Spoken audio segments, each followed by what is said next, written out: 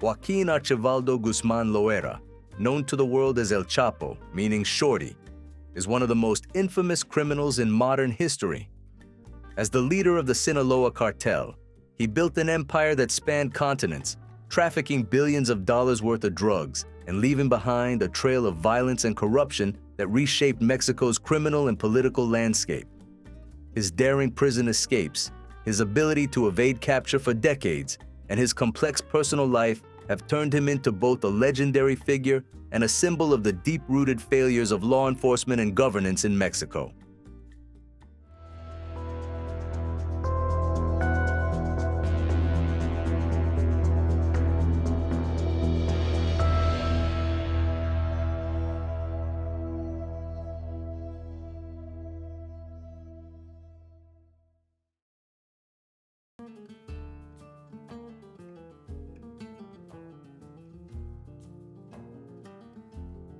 Joaquín was born on April 4, 1957 in La Tuna, a tiny village in the rugged municipality of Badiraguato, Sinaloa.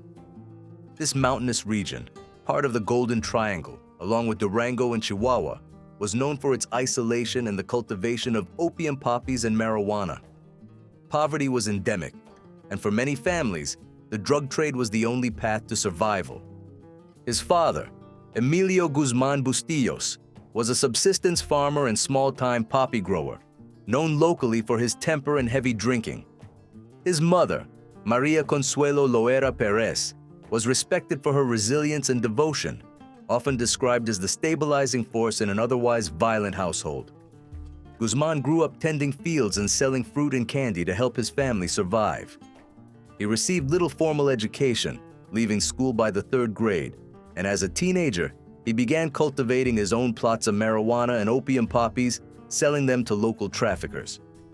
These humble beginnings gave him an early understanding of both the economics and the ruthlessness of the drug trade. Those who knew him as a youth described him as ambitious, pragmatic, and unusually disciplined, a quiet boy with a powerful drive to escape poverty. In the 1970s, cocaine from Colombia was flooding the United States, and Mexico became the natural bridge for this trade. Young men with ambition and determination found work in the industry, and Joaquín Guzmán was one of them. Guzmán started small, driving trucks loaded with contraband for Héctor El Güero Palma, a trafficker associated with the Guadalajara Cartel, which was the most powerful criminal organization in Mexico at that time. The cartel's leader, Miguel Ángel Félix Gallardo, known as El Padrino, or the Godfather, was a visionary who transformed what had been a loose network of smugglers into a cohesive syndicate with a clear hierarchy, established routes, and precise accounting. Guzmán's role involved logistics, ensuring that shipments left on time and arrived safely. Failure was not tolerated. He earned a reputation as the man who could move anything. Colleagues recalled that he spoke little but observed everything. He learned how cocaine moved from Colombian producers to Mexican transporters and then to U.S. wholesalers. He understood how dollars flowed back through front companies and black market exchanges, and how strategically applied violence kept the operation running smoothly.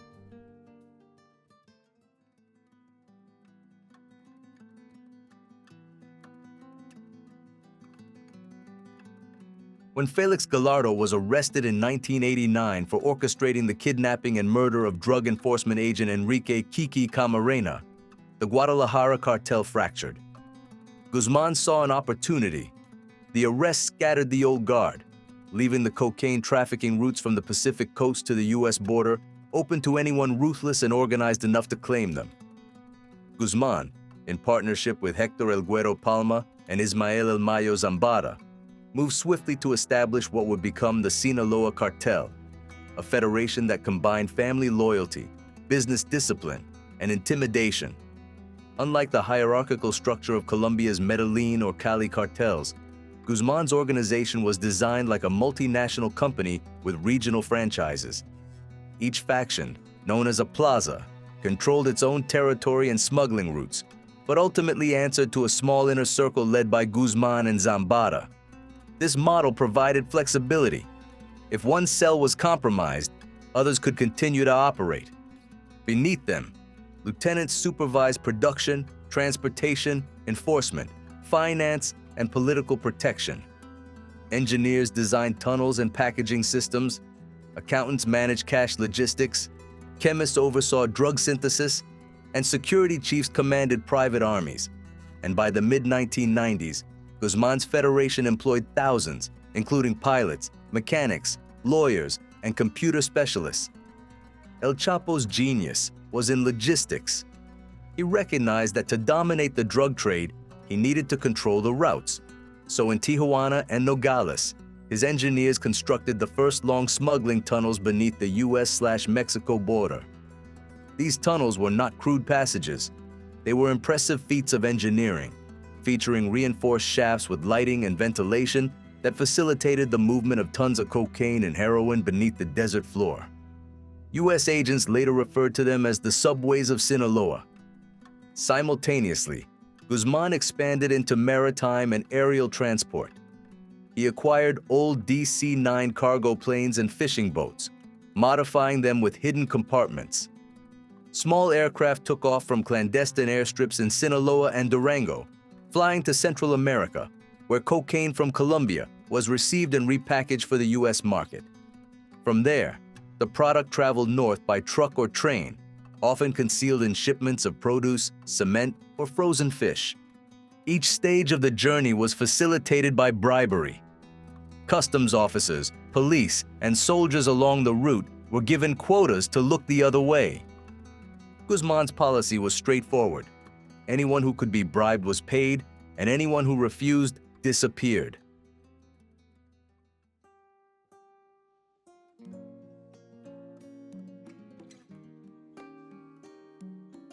The Sinaloa Cartel's revenues soon rivaled those of major corporations. Investigators estimate that by the late 2000s, it was moving more than 400 tons of cocaine a year, in addition to heroin, methamphetamine, and marijuana. To launder profits, Guzmán used front companies in agriculture, mining, real estate, and import, export firms that traded with the United States, Panama, and Spain. Cash flowed north, hidden in trucks and private jets, while clean money came back through wire transfers, shell corporations, and real estate purchases. Entire neighborhoods in Culiacán were financed by narco money. Luxury homes, car dealerships, even churches built as gestures of piety. When U.S. banks tightened controls after 2001, the cartel adapted, using remittance services and bulk cash smuggling through airports.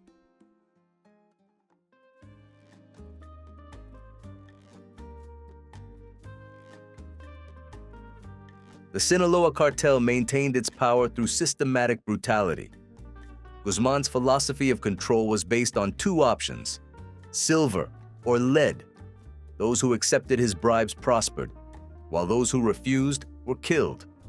Guzmán's reach extended through murder, torture, and intimidation.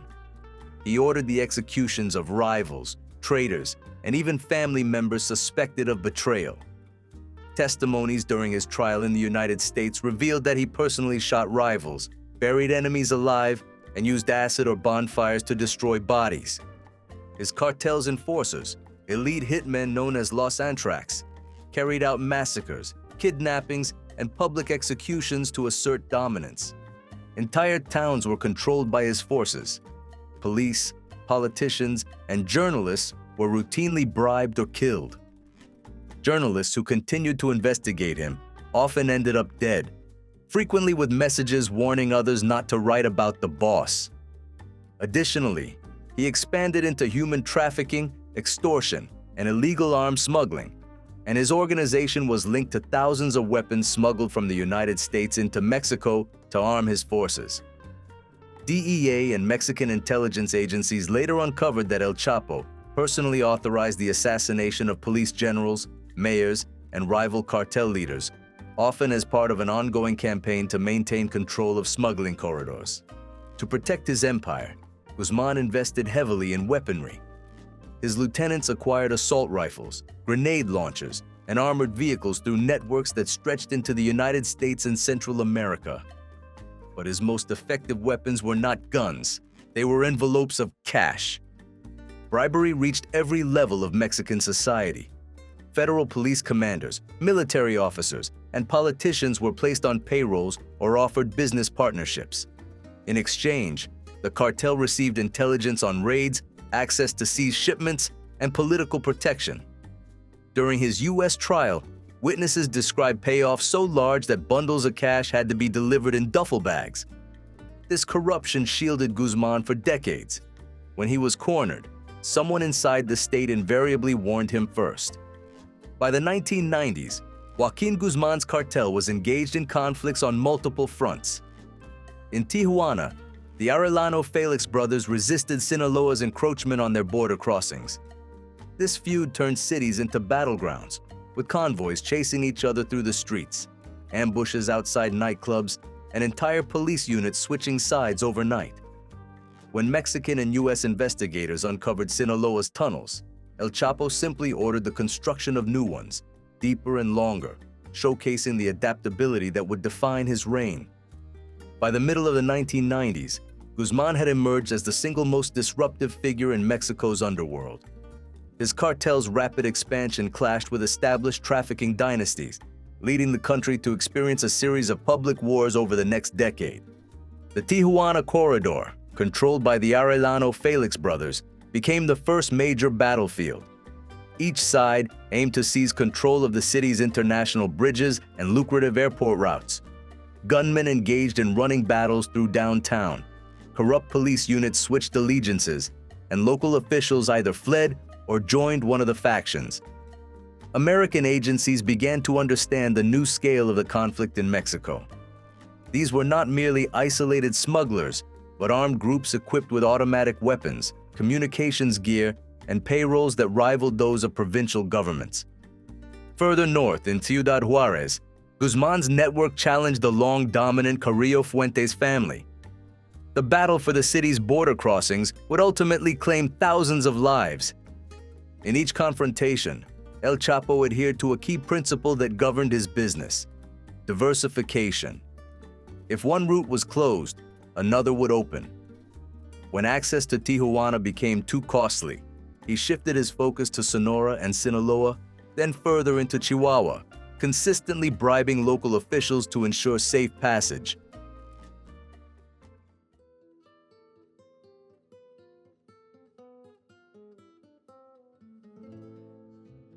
To keep the machinery turning, Guzmán built a double safety net, an intelligence apparatus inside law enforcement, and a patronage system that reached deep into politics. Former policemen became informants. Military officers provided convoy escorts or advance notice of raids. Governors and mayors accepted donations for public works financed with laundered money. At the federal level, investigators later testified the cartel paid millions in bribes for information on extradition requests and DEA investigations. One protected witness at his U.S. trial described meeting envelopes of cash labeled simply for the government. The amounts were large enough to buy silence at every checkpoint from Sinaloa to the border. The more his name appeared in headlines, the more Guzmán's legend grew. Folk singers in the Sierra composed ballads portraying him as the clever outlaw who outwitted corrupt politicians. In reality, he had become one of them, a man whose fortunes depended as much on bureaucrats' signatures as on gunmen's bullets. By 1993, however, his reach had made him too visible. In May of that year, a shootout erupted at Guadalajara's international airport between Guzmán's gunmen and a rival squad from the Tijuana cartel. In the confusion, a prominent Catholic cardinal, Juan Jesus Posadas Ocampo, was killed, apparently mistaken for Guzmán himself. The killing shocked the country and forced a government crackdown. Guzmán fled across the southern border, but within weeks, Guatemalan police, tipped off by U.S. agents, arrested him.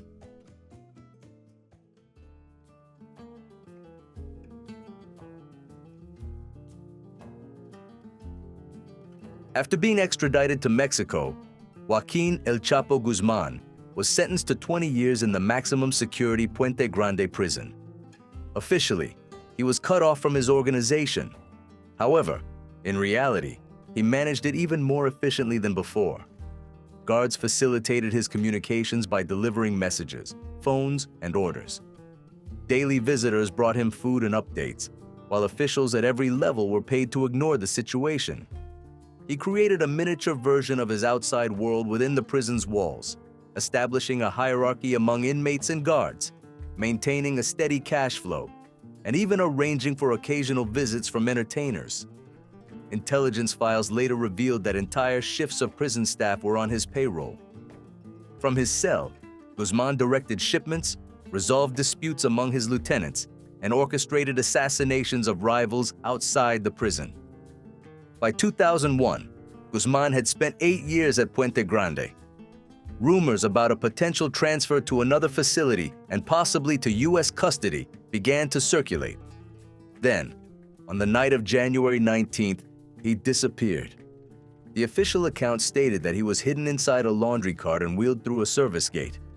Later investigations suggested that he walked out with the help of senior administrators who disabled cameras and falsified logbooks. Regardless of the method, the escape was clearly an inside job. It cost millions in bribes and involved more than 70 employees. By dawn the next morning, Guzmán was free, driven north in a convoy of loyal guards. When the news broke, it embarrassed the government of President Vicente Fox and confirmed what many Mexicans already believed. The state had lost control of its prisons and perhaps its sovereignty. From the mountains of Sinaloa, El Chapo reemerged stronger than before. The decade that followed would make his cartel the most powerful criminal organization on earth.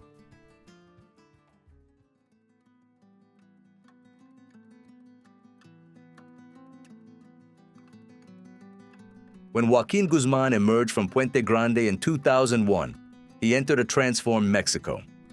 President Vicente Fox's democratic reforms had undermined the traditional patronage networks that had once kept drug cartels in check. Police forces were fragmented, governors were competing for power, and corruption, which had previously been centralized, was now available to the highest bidder. In this power vacuum, El Chapo stepped in, armed with the financial means to buy off anyone. Within months, the Sinaloa Cartel was reorganized. Ismael El Mayo Zambara became co-director. The Beltran Leyva brothers took charge of security and assassinations, and Ignacio Nacho Coronel oversaw methamphetamine production. This new structure resembled a corporate board, with each lieutenant managing a portfolio of states and drug routes. It was more agile than its rivals and was ruthless in defending its markets. Throughout the 2000s, the Sinaloa Cartel extended its reach far beyond Mexico's borders. It established direct supply agreements with Colombian and Peruvian producers, eliminating intermediaries. Its brokers in Spain, Italy, and the Netherlands opened distribution lines across Europe. Containers of fruit, coffee, and even coal transported cocaine across the Atlantic, while methamphetamine shipments moved through Asia to Australia, where a kilogram fetched 3 times the price found in the US later. DEA analysts estimated that the Sinaloa Cartel's annual turnover exceeded $3 billion. The organization's accountants funneled cash through Panamanian banks, US shell companies, and Hong Kong trading houses. Bulk cash also moved physically. Couriers drove north with cars packed full of shrink-wrapped cash, while armored trucks transported clean pesos south, all under the protection of bribed officials. While cocaine remained the cartel's flagship product, methamphetamine turned it into a manufacturing empire. Using precursor chemicals imported through Mexican ports such as Lázaro Cárdenas and Manzanillo, Sinaloa chemists built industrial-scale laboratories hidden in warehouses and ranches. These super labs could produce several tons of crystal meth a week, destined mainly for the United States and East Asia. The margins were astronomical. Raw materials worth a few $1,000s yielded millions in profit. The meth boom also deepened corruption. Customs officials, naval officers, and politicians received regular payments to allow chemical imports to pass unchecked. When Mexico restricted pseudoephedrine sales in 2008, Guzmán's chemists quickly developed new synthesis methods, proof of a scientific arm inside the cartel as sophisticated as its financial wing.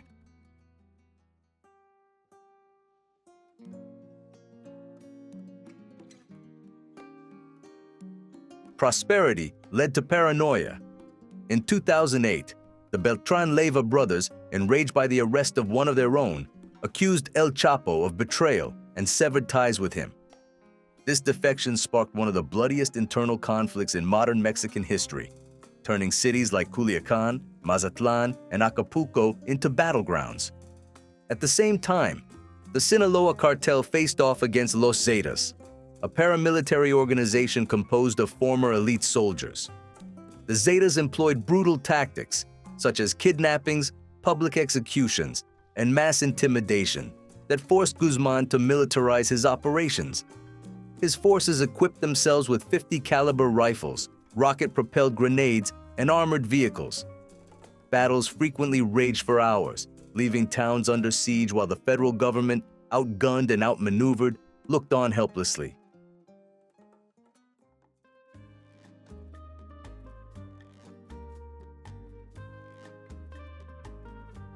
As his empire grew increasingly violent, Guzmán sought to cultivate an image as a benefactor. In the mountains of Sinaloa, he funded schools, churches, and clinics, and distributed food during difficult seasons. Locals referred to him as El Señor, the man who provided what the government failed to deliver. He exploited this loyalty for protection. Farmers acted as lookouts, and entire villages would alert each other to army patrols using radio signals or fireworks. Guzmán married 3 times and had at least 10 children. His first wife, Maria Alejandrina Salazar Hernandez, came from a respected local family in Badiraguato. They married in the late 1970s, before his rise to power, and had 3 sons. His second wife, Griselda Lopez Perez, became publicly known in the 1990s when U.S. agencies traced several of her companies and properties back to money laundering operations. She was briefly detained in 2010 but released for lack of evidence. With her, Guzmán had 4 more children, all of whom grew up within the cartel's inner circle. The third and most famous wife, Emma Coronel Aispuro, was a former beauty pageant contestant from Durango. She met Guzmán when she was a teenager, and they married in 2007 when he was already a fugitive in his 50s. They had twin daughters, Imali and Maria Joaquina, born in Los Angeles in 2011. Emma's loyalty was unwavering. She visited him during both of his imprisonments and later faced U.S. charges for assisting in his communications. After serving a short sentence, she was released in 2023, still defending him publicly as a loving father and a loyal man. For all his brutality, those close to Guzmán often described a domestic side. He enjoyed northern-style music, horses, and elaborate parties. He built ranches complete with private zoos and lakes stocked with fish. Yet his homes were temporary. Every safe house functioned as a bunker, each with hidden doors and tunnel exits. Family dinners could suddenly end with a flight into the mountains if he suspected a raid. Those who dealt with him recalled a man who embodied both fatalism and calculation. He prayed before meals, carried a saint's medallion in his pocket, and surrounded himself with fortune tellers and healers. He could be courteous to visitors, generously tipping servants, yet order a killing with the same calm demeanor. Associates noted that he slept lightly, always keeping a rifle nearby and changing phones and vehicles daily. The contradictions in his life ran deep. He poured money into good causes, while his drug shipments contributed to addiction in entire neighborhoods abroad.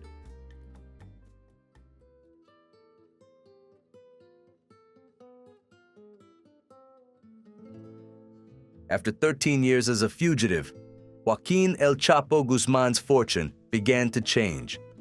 In February 2014, a joint U.S.-Mexican task force traced a series of encrypted phones to a beachfront condominium in Mazatlán. At dawn on the 22nd, Mexican Marines broke down the door and arrested Guzmán, who was found in a white undershirt and unarmed, next to his young wife, Emma Coronel Aispuro. The capture occurred without violence and was initially celebrated as a triumph. President Enrique Peña Nieto declared that Mexico had shown it was capable of overcoming impunity. However, few people in Sinaloa believed that the situation would remain stable for long. authorities transferred El Chapo to the maximum security Altiplano prison near Mexico City, which was specifically designed to prevent escapes like the one from Puente Grande. The cells were monitored by cameras, and the only blind spots were the showers. Guzmán appeared compliant. He was polite to the guards and quiet in demeanor, but outside, his engineers and bribed officials were hard at work.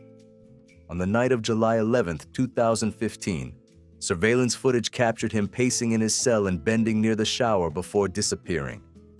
Beneath the floor, a narrow shaft descended 30 feet to a tunnel that stretched over a mile long.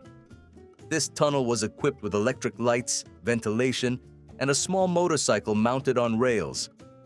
It emerged inside a half-built house in the nearby farmland. The entire project had taken nearly a year, cost millions, and could not have succeeded without inside cooperation from the prison. By the time guards raised the alarm, Guzmán was already miles away. His escape humiliated the Peña Nieto administration and captivated the world. Mexico's most notorious criminal had vanished once again.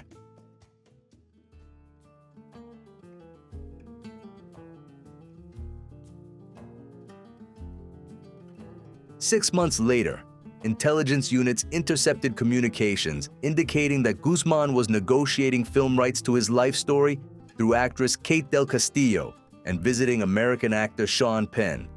This vanity proved fatal. On January 8, 2016, Marines raided a house in Los Mochis, Sinaloa. After a firefight that left several of his guards dead, Guzmán fled through a sewer, but was captured on a nearby highway. "Mission accomplished," the president tweeted, echoing the phrase used after the 2014 arrest. This time, few laughed. In January 2017, Mexico extradited Guzmán to the United States. His trial in Brooklyn 2 years later unfolded like a window into a parallel state. Witnesses described billions in drug shipments, assassinations of rivals, and systematic bribery of Mexican officials, including police chiefs and generals. The evidence was overwhelming. In February 2019, a federal jury convicted him on all counts: drug trafficking, money laundering, and participation in a continuing criminal enterprise. He received a life sentence plus 30 years and was sent to the ADX Florence Supermax prison in Colorado, where he remains to this day under permanent isolation.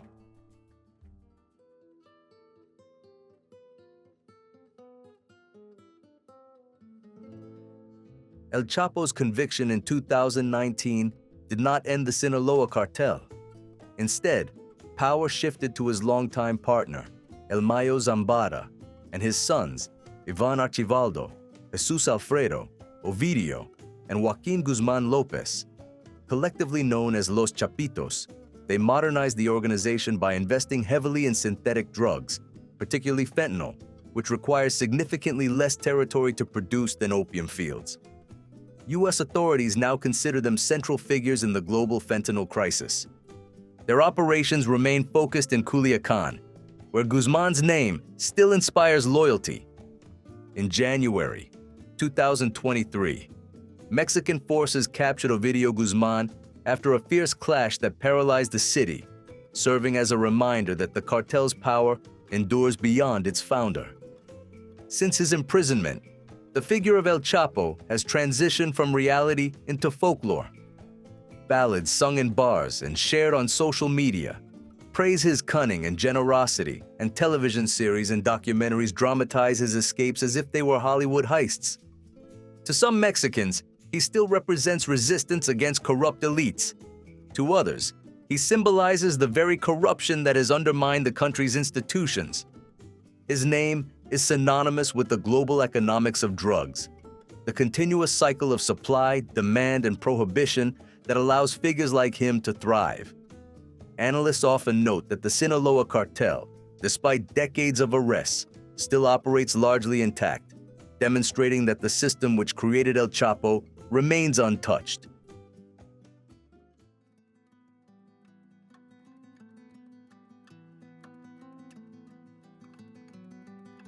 The man who created it all now languishes in ADX Florence, Colorado. Guzmán lives in a concrete cell no larger than a small bedroom. He eats alone, exercises alone, and spends 23 hours a day without any human contact. Letters and visits are strictly regulated, and the man who once commanded armies of smugglers now measures time by the slow rhythms of prison routines. Yet his story refuses to fade. Each new arrest of a lieutenant and each shipment intercepted at a port revives his name in the headlines. Experts debate whether he was a genius of logistics or merely the most visible face of a larger system. What is certain is that his life has revealed how poverty, corruption, and the global appetite for drugs can combine into a power greater than any single government. Guzmán's journey from a barefoot farmer's son in the Sinaloan mountains to the leader of a multi-billion-dollar criminal empire serves as both a biography and a cautionary tale. It illustrates how a man with little education but immense determination could exploit geography, economics, and fear to his advantage. It also shows how a state too weak to deliver justice could become his accomplice, and even in defeat, how his legend could outlast him. Behind the myth lies the reality he helped shape, a world where crime became business, and in turn, business became power. Although El Chapo's life ended in a prison cell, the system that created him endures, quietly operating beneath the surface of nations, ready for the next Shorty to take his place.